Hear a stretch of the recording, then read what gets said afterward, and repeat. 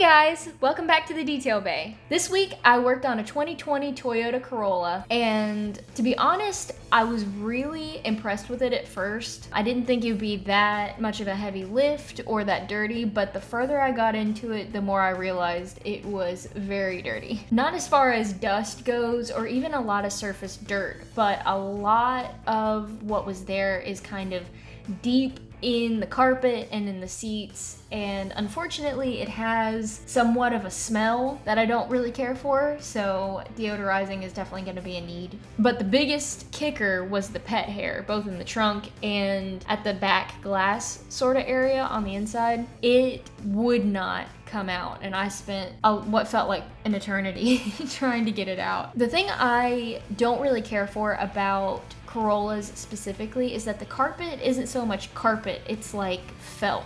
It kind of just falls apart super fast, which is proven in the fact that this car is not old at all, and it was already kind of tufting up and pulling out, but pet hair does not come out of that material easily at all, so that was something. But moving on from that, I extracted the whole vehicle. Honestly, I was kind of disappointed because a lot of those stains and splotches in the seats did not come out, and I knew that they wouldn't. There's something about that first time you put the drill on a stain to try to get rid of it that you know whether or not it's going to come off or not. And unfortunately with this material, it's not the type to give it up. Usually vehicles that need to be extracted through the entire thing. You don't have just one isolated messy person. If one seat has a stain, the rest of them are going to have it somewhere. It took almost a full day or it did take a full day just to vacuum and extract. I wouldn't say it took a full work day as in hours, but it took my full work day and I was really tired.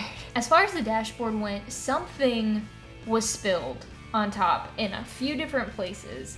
Specifically these two pieces of plastic on both ends of the dashboard that had a lot of texture. I don't know what the substance was, but I had to go at that with sponges, with my tire brush, with a toothbrush, and the dashboard itself is not plastic, which I didn't realize. It's more of a sort of vinyl material. So I went at it with a tire brush and it did nothing, which surprised me, and then I had to get after it with a plastic razor blade, which I forgot to film. I found a pin that I had missed when I was vacuuming sticking up between the seat buckle and the console. It was stuck fast, and as I was trying to pry it, I bumped into the steering wheel and the horn went off, and it scared all of us.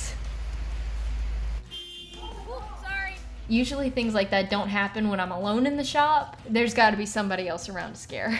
But not always. It's happened when I was alone too. Some horns are a lot touchier than others. Sometimes it seems like you just look at it wrong and it's blaring. We also noticed a bunch of scratches everywhere. The steering wheel and the gear shift column, they both had kind of strange scratches and peeling and, you know, overall just not what you'd expect in a 3-year-old vehicle. This was one of those vehicles where you had to get a toothpick out and just sort of dig in all of those little areas. I don't think it came up on camera, but there were just wads of filth coming up out of those crevices. I've not had good experiences with Corollas. They seem to be very dirty. Well, they're economy cars. That could be part of it. I can tell by the carpet, man. I do think somebody had come and cleaned it before I got to it, because I found it throughout the vehicle and other places, but the main amount of pet hair was in the trunk and just under the back glass, so that makes me think that somebody had definitely cleaned it before I got to it, took one look at the gum and was like, no, nah fam, someone else can take care of that. I don't normally do the spare in the trunk,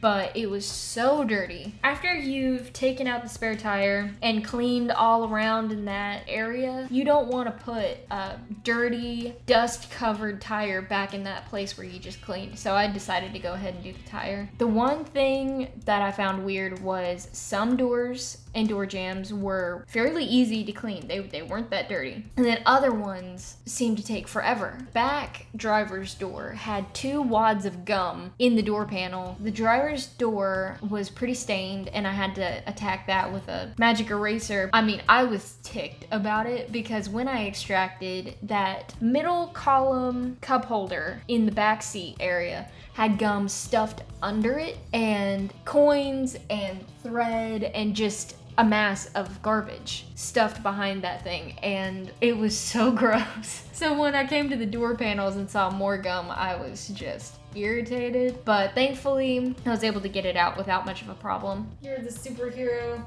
for the job nobody wanted. I genuinely don't think I'd be able to sleep knowing that I left gum in a car, but that's just me. And this is the final result. Thank you guys for watching till the end. If you are interested in any of the products you saw us using in this video, we actually have a master list of all the products we use down in the description below. If you enjoyed this video, make sure to give it a like and subscribe if you haven't already, and we'll see you next week. Bye! Thank you guys for watching to the end, and let me do that again. Thank you! Thank you guys! Thank you! Bye!